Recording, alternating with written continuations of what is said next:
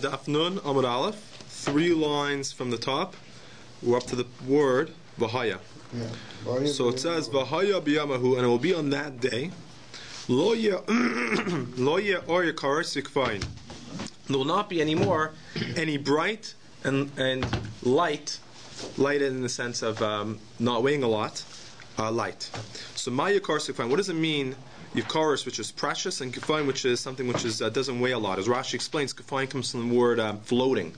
That's something which doesn't have a lot of density, which is light. It kind of floats over the water.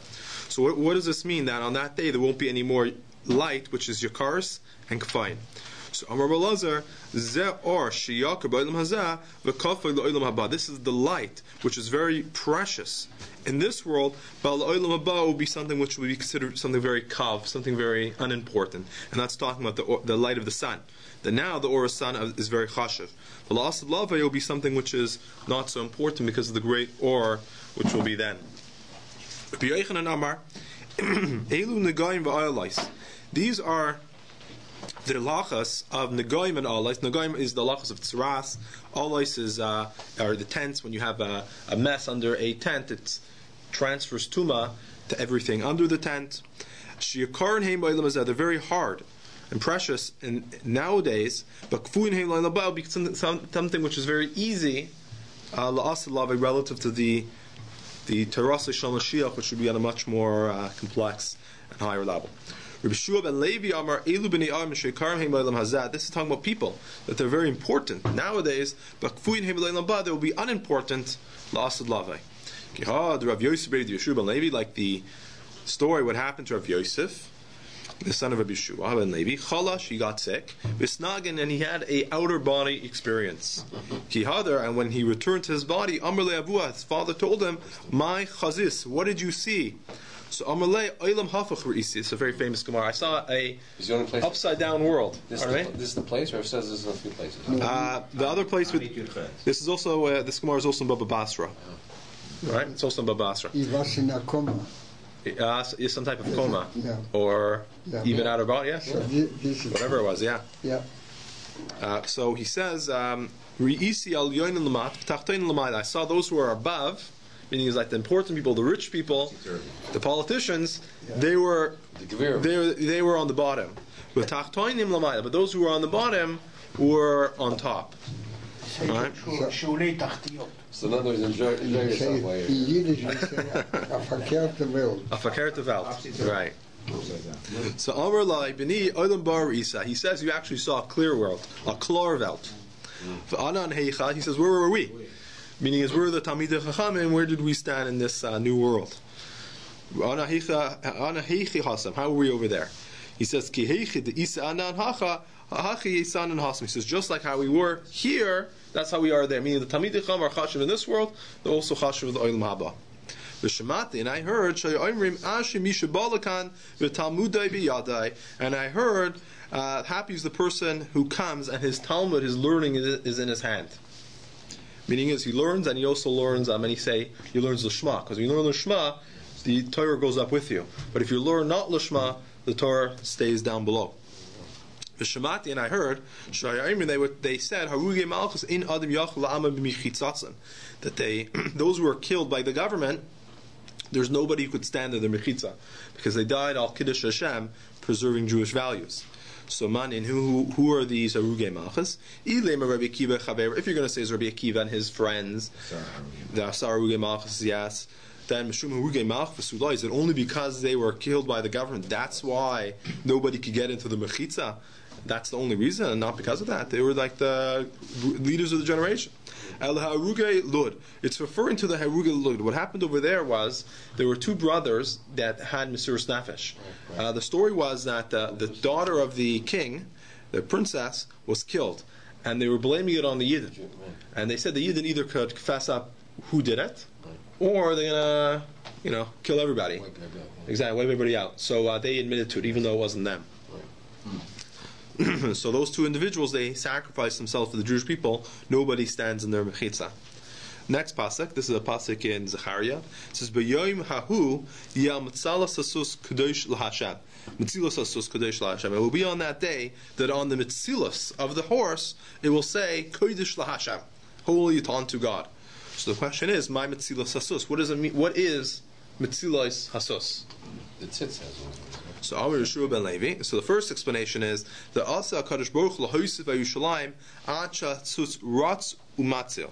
That the word Metzilas comes to the word shade, and he says that in the future Hashem is going to add on to the city of Yerushalayim as far as the horse can run, and there's still shade, meaning until midday. Because the sun, until midday, there's always going to be a shadow. But when it's midday, the sun is directly above, and there's no shadow. So he's going to add onto Yerushalayim how far a horse can run, and there will. That's how big Yerushalayim will be.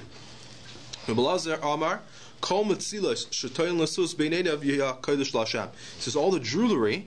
So the idea of Metzilas is the idea of like a piece of jewelry, like a bell, that they're going to hang between the eyes of the horse will be for Hashem. Meaning is that the Yidden are going to donate so much jewelry, even the jewelry of the horses will be given over to the Beis HaMikdash. It's interesting that we say horsepower. Mm-hmm.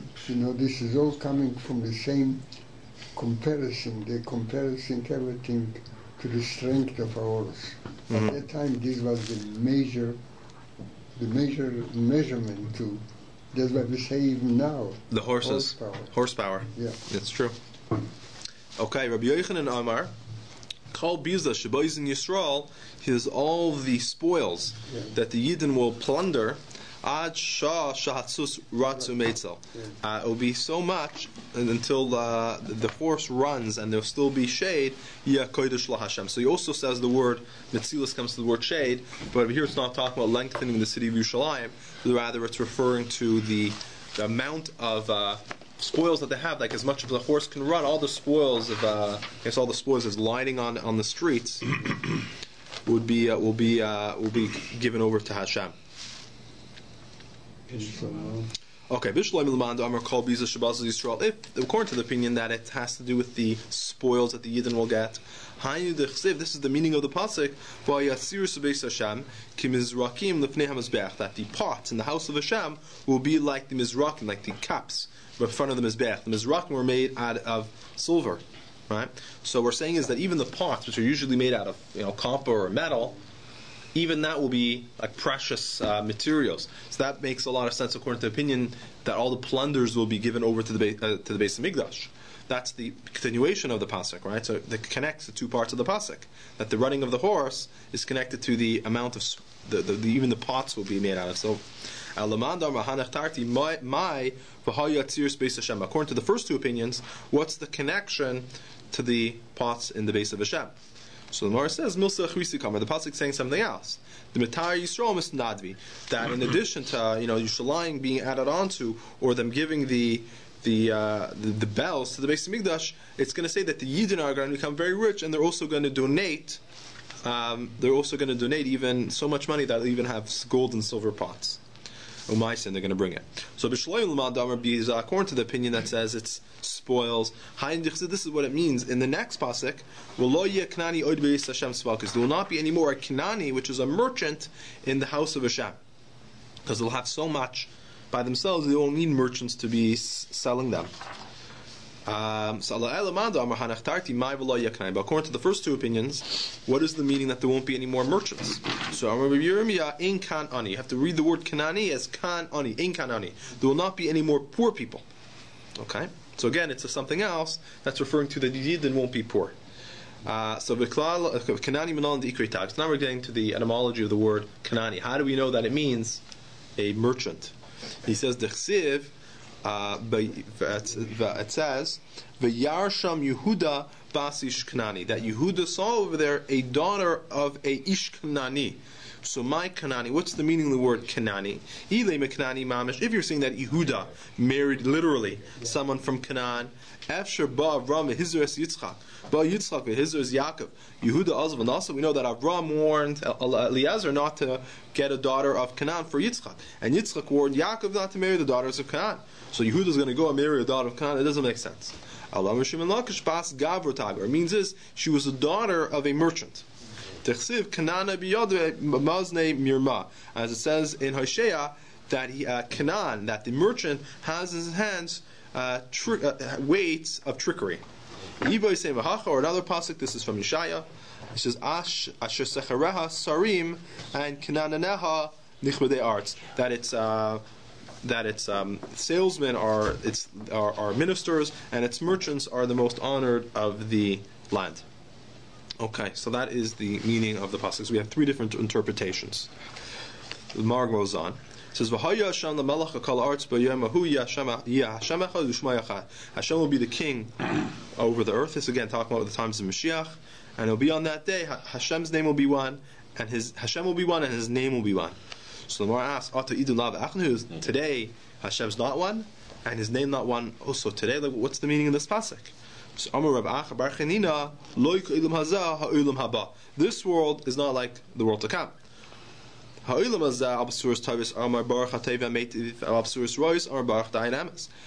this world you say, on good news you say, blessed is the one that does good and is good and does good. But if something bad happens, you say, blessed is the Dayan Ha'emes. So in a sense, Hashem is of course always one, but you're giving different brachas to thank Hashem. It's ki'ilu that there's two gods in a sense. One that does good, and then there's someone that does bad. But when Mashiach comes, it will only be Tue Jun. It's going to look like also just one God. And there's also Shmo Yachad. Ma Yachad. What does it mean? His name's one. After Ital Shmo Yachad, is His name not one now also? So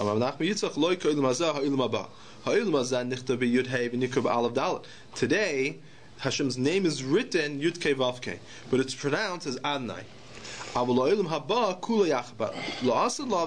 Hashem will be one. His name will be one, because He's going to nikra b'Yud Kei v'nichtav b'Yud Kei. He's going to be His name's going to be read and written Yud Kei Vav Kei.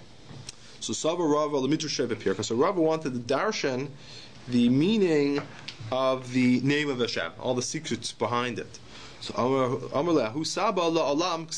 So a elder told him that the pasuk says la'olam, that it says in the pasuk about Hashem's name, it says la'olam, which is the idea of that it's hidden. Zeshmi la'olam. V'zichri l'dor v'dor. La'olam is written without a vav, meaning it's hidden, that you're supposed to hide the reasons of Hashem's name, because it's not supposed to be spread out to everybody. Incognito. Exactly. Ravina says there's a stira. It says Shmi la'olam, Zichri l'dor v'dor. It says this is my name forever. It says this is my remembrance for generation to generation. So it seems like there's two different, that it's two different parts over here. There's the way how there's the name of Hashem, and then there's also how He's remembered. So Amar Kadosh Baruch Hu Lo Shani Nichtav Ani Nikra. It's not the way that I'm written. Is my name pronounced? Nichtav Ani b'Yudke v'Nikra Ani b'Alav Daled. My name is written with Yud Kei Vav Kei, but it's pronounced with Aleph Daled. Okay? So the idea over here means, because the first pasuk says Zeshmi Lo'olam, so Hashem's name has to be hidden, right? So hidden is, we're saying that's the name of Yud Kei Vav Kei. When it says Zeh Zichru L'Dor V'Dor, which means you're supposed to remember it, so something which is everyone knows about, it's being pronounced, it's not hidden. So it seems like it's a steer. So no, that's the way how we actually pronounce the name, which is Anai. So what's hidden, so it's not a steer, the part that's hidden is Yud Kei Vav Kei, the part that's revealed is Anai. Hadron Olach Elu Eifer. This is nowadays. La'olam haba, it says everyone's gonna know and pronounce the name of Yud Kei Vav Kei. Yeah. Okay. New parak. Makim shenogu lasas malacha v'arbib sachim ad chatzos oisen. The place that they have a minig to do malacha on Erev Pesach until chatzos, then in that place they could do malacha until chatzos. Makim shenogu shaloi lasas, but if the minig not to do any work until chatzos, then you don't do it. Ein oisen. Let's say you're going from a place, the area that you come from, they actually do work. But you're traveling to a place where they don't do any work. Or you're from a place that doesn't do work, but you travel to a makom she'osim, and you're going to a place that they do work. So what's the halacha? Are you allowed to do work or not do work, depending on where you're going? So that's the Mishnah tells us that you give him the chumras of the place that he left and the chumras of the place that he goes to. This is a very important malacha regarding regarding, of course, going to Eretz Yisrael nowadays, or people from Eretz Yisrael coming here. If you're only keeping 1 day or 2 days, if you're only keeping, let's say, 1 day and you're in Chutz La'aretz, are you allowed to do malacha on the second day of Yom Tov? Yeah. So the minyan, of course, in Chutz La'aretz is not to do any malacha on the second day of Yom Tov. So that's all the halachas come from. It's really based on this, that you give the person the chumrus of the place that he goes to. Okay, and the reason, just Rashi says the reason why people had a minhag not to do malacha, the purpose was that they should not be busy doing malacha, and they'll forget to either burn their chametz or to shach the Pesach, and they also have to prepare the matzah, because he wanted to start the Suda right away so the kids shouldn't fall asleep. So it's important to be ready. So many people have the minhag not to work at all on Pesach. Right, so that's part of it that's going to get into that actually. If it's private, public, that type of things. Okay, Mishnah continues. It says, a person should not change because of the argument. So the Gemara is going to ask, we just said is that you're always supposed to go to the chumras of the place that you're going to. So over here it's mashma that it has to do only to do with machlokes. So in the situations where it won't be machlokes, let's say if they're not doing any, let's say the place does do work, right? So let's say the place that you're going to does work on Erev Pesach. So according to this part of the Mishnah, you should also do the malacha. So nobody should fight, oh, you're so firm, you're not doing malacha. So we're going to see that's a little bit of the Gemara is going to ask that. Similarly, if you take the fruits of Shvius from a place that is finished. Let me just give a little background over here. The fruits of Shvius are allowed to be eaten and gathered into your house as long as there's still fruits in the field that the animals are able to eat. When the fruits for the animals, or the produce for the animals has been completed in the field, that you're not allowed to have it. You have to also get rid of it from your house. You have to put it back into the fields. You can't have in the house the fruits of Shvius when there's nothing in the fields. So here is, let's say you're in a place that it's ready, the animals already devoured, all the fruits are in the field, so you're not allowed to keep these fruits anymore. And then you go to a place that there are still fruits. So do you need to get rid of the fruits because that's where you're coming from? Or do you say, look, the place that I'm going to, the animals still have fruits, so I should be able to keep the pear trees. I can still consume them. For the fruits that you're going to, meaning it's your area, you have to get rid of they already have completed. Your house, you got to get rid of the fruits. You got to get rid of it. Travel to a place that they're still allowed to keep the pear trees. Right, and now you're in that new place. Right. And which fruits are you talking about? So your own fruits. Your own fruits from where you came from. You take with you. Or you take them with you. Now, exactly. Now you have to decide whether you're going to get rid of them because it's fruits. Exactly. Because it used to have to get rid of them when the fruit you traveled with from home. Okay, everyone got that? So it's not in Rome, do like the Romans. Right. Well, that's what we're going to see. From home. From both. Right, we're going to do the chumras of both. Right. Or if you're in your home area, you're still allowed to have the pear shvius, and then you take it to a place that they're not allowed to have any more of the pear shvius, the lach is chayav levar. Again, it's the chumra you have to destroy. Rabbi Yehuda he says, go and bring for yourself, even for yourself. And the Gemara is going to explain what that means exactly. Very cryptic. Gemara. My area Arib Sachim. Why does the Mishnah says until on Erev Pesach? Right?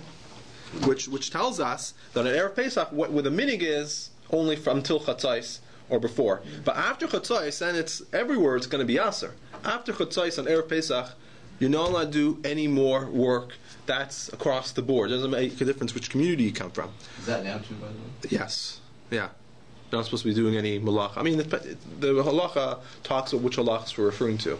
A malacha that takes exertion, kind of stuff you're not supposed to do on Friday, right? You're not supposed to do cheshbonis and stuff that take a lot of work and that really mechtriach. You're driving a car and stuff like that. Obviously, we still do even on Erev Shabbos. The same halachas I would apply on Erev Shabbos after Mincha would be the same thing on Pesach from after Chatzais. Here, the first question is not the Chatzot. The question is Erev Pesach. Right. So after Chatzais, we're saying is Aser, right? That's across the board. So the question is, why is it saying just Pesach after Chatzais is Aser? It's really Afili Arve Shabbos Arve Yom Tovim Nami. Even on Erev Shabbos and Erev Yom Tov, it's also Aser to do to do work. The Tanya, if you do work on Erev Shabbos or Yom Tov from Mincha and above, Mincha over here it means from 9.5 hours of the day and onwards, 9.5 hours in the Jewish Shazmanias time. So if you do work after the 9.5 hours, this is a Mincha Katana, you're not going to see a siman bracha. So the Maran says Hasam and Mincha Lamayla who Aser, some and Mincha not lie. He says by Shabbos and Yom Tov, so it's only from Mincha and above it's Aser, but before Mincha you're still allowed to do work. But Pesach it's already from Chatzos, we don't let you do work. So that's the difference. 6 hours. From 6 hours from Chatzos, right? Or Shabbos and Yom Tov, you don't have a siman bracha, but you also don't get you're not put into cherem. But over here we actually put you into cherem.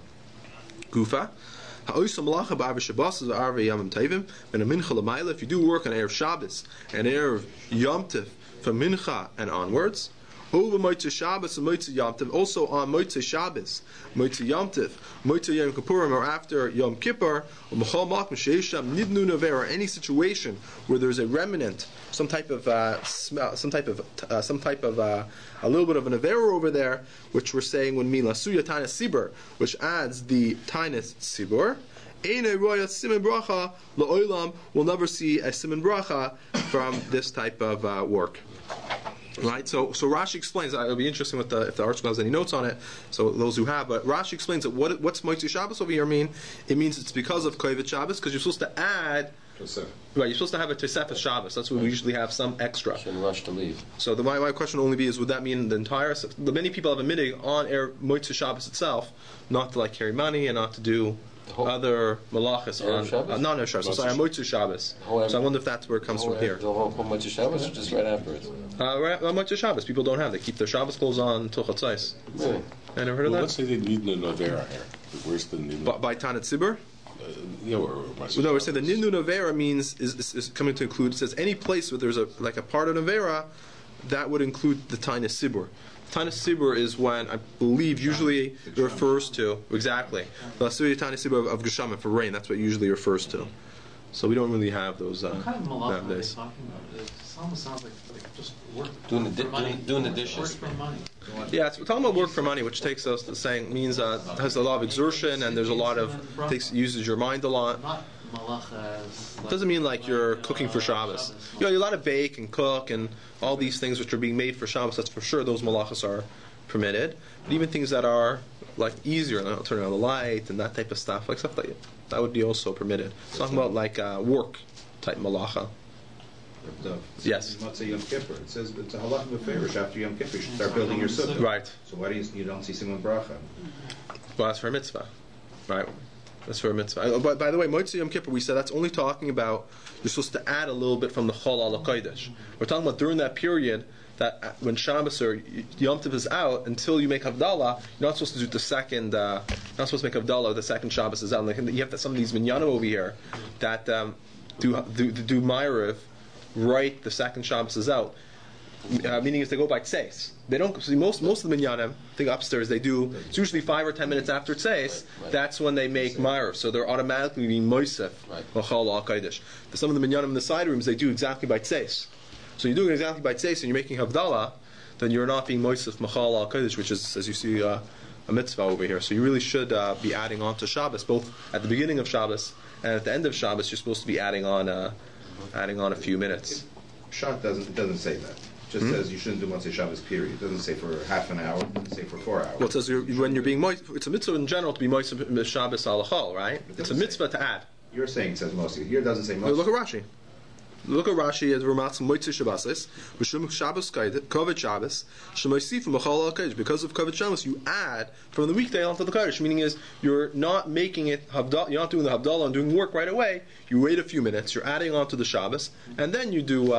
You can start doing Malacha. The Hasidim they found a way out to make them love a Malka. Right. Watch a video. So you have a good time for a little while. Then it's for sure Shabbos is over. Right.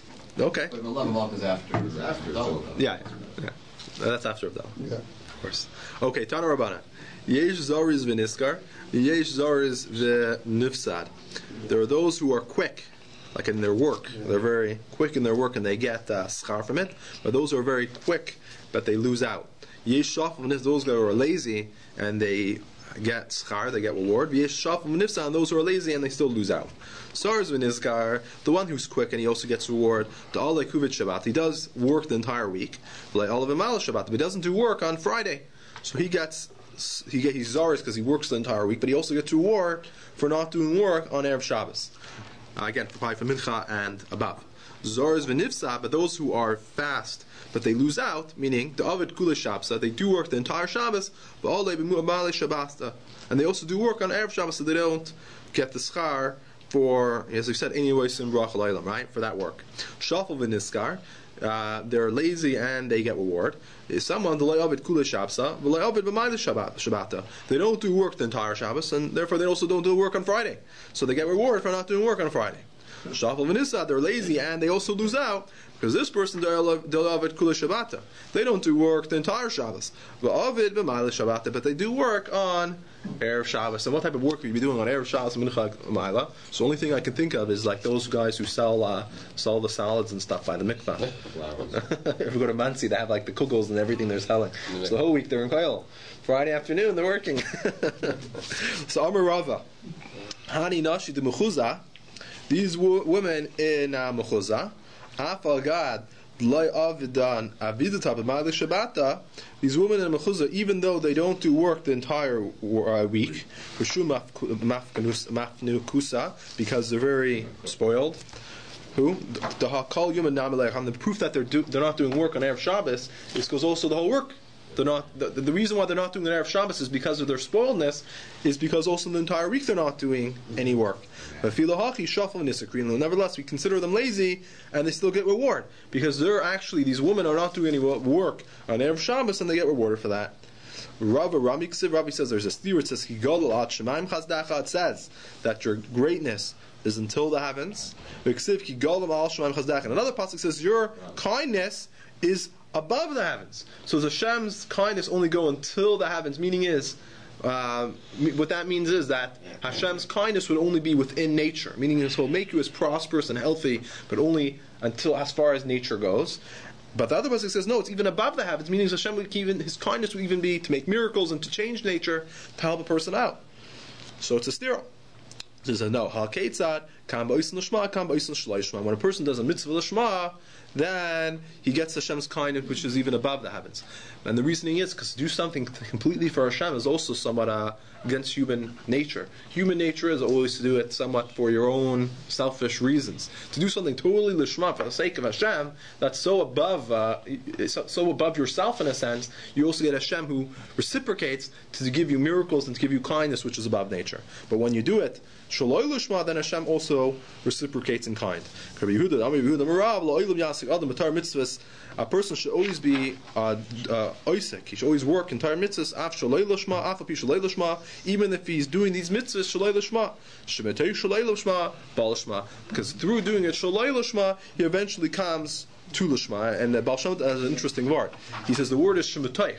The teich means within. He says because within the shaloi lishma is really the Lishma. When a Yid does a mitzvah, even though it seems like he's doing it for the ulterior motives, if you look deep enough within it, the Toich Shal Lishma, if you look deep enough, he actually does have the right purposes. The outer purposes are just, in a sense, reasons to massage the Yetzer Hara, that the Yetzer Hara will also want to do it. But deep down, the reason why he wants to do it is for Hashem, and therefore eventually it will be revealed.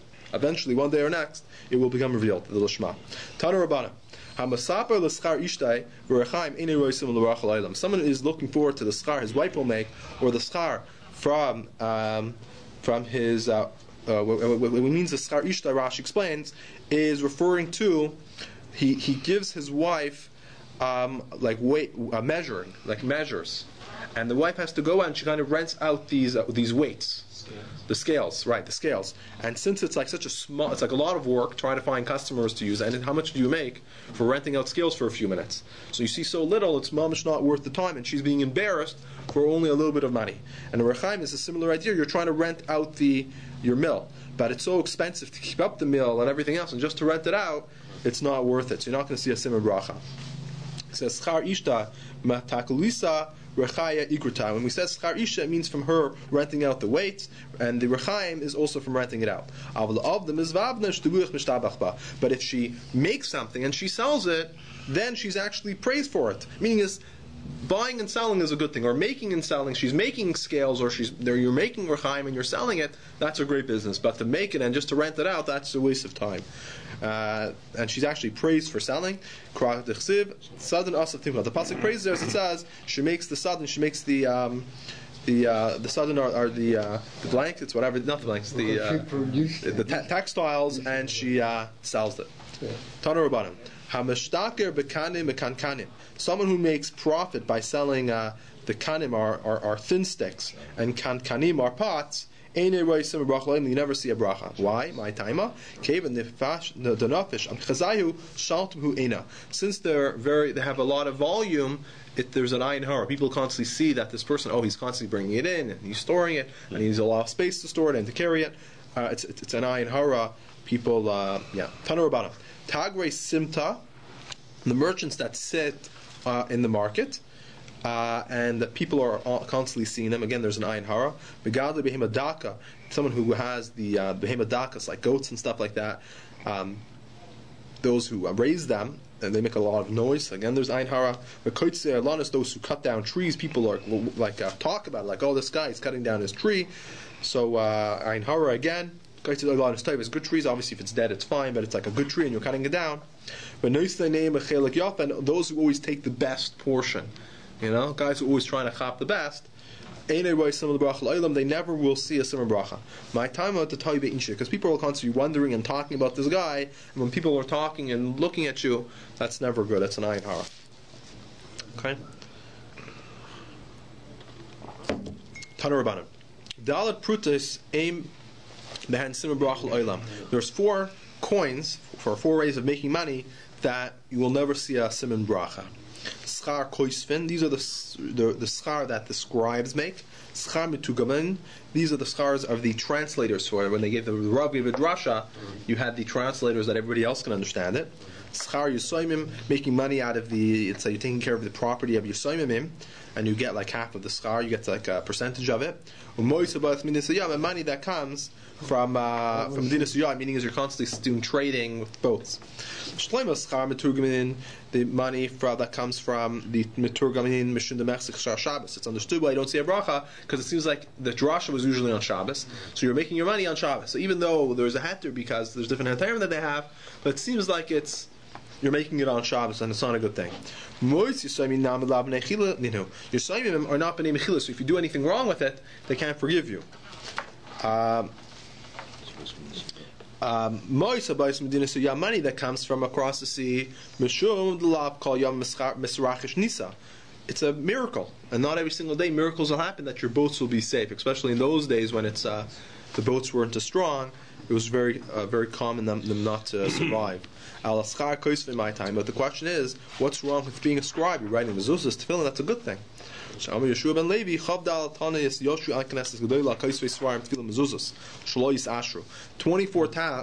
fasts the Anshe Knesset Gedalia sat in order that the scribes who write the Svarim, the tefillin mezuzahs, that they should not become rich. Because if they would become rich, they wouldn't write anymore. So we don't want them rich, we want to keep them poor. Keep them writing. Keep them writing, right? They fast praying that they shouldn't make mistakes. Nope, they shouldn't become rich.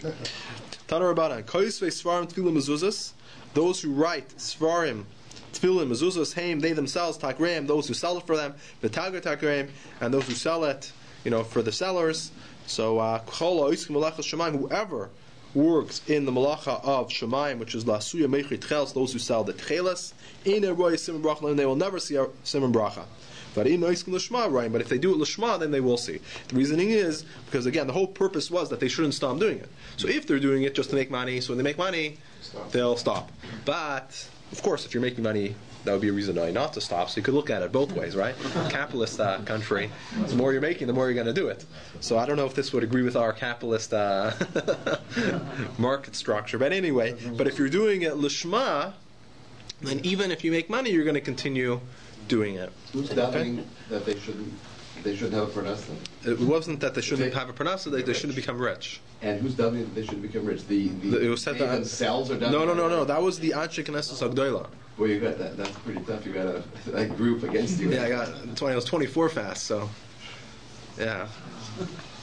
Yeah, B'nei Baishan, the people are the children of Baishan.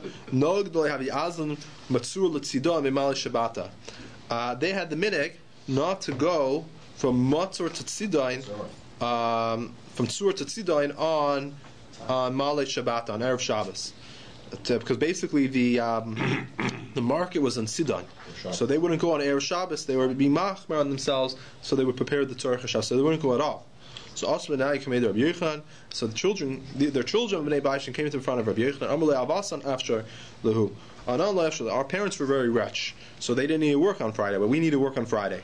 So Amalahu, so he tells them, your father's already accepted this minig upon them, and he accepted them for you too.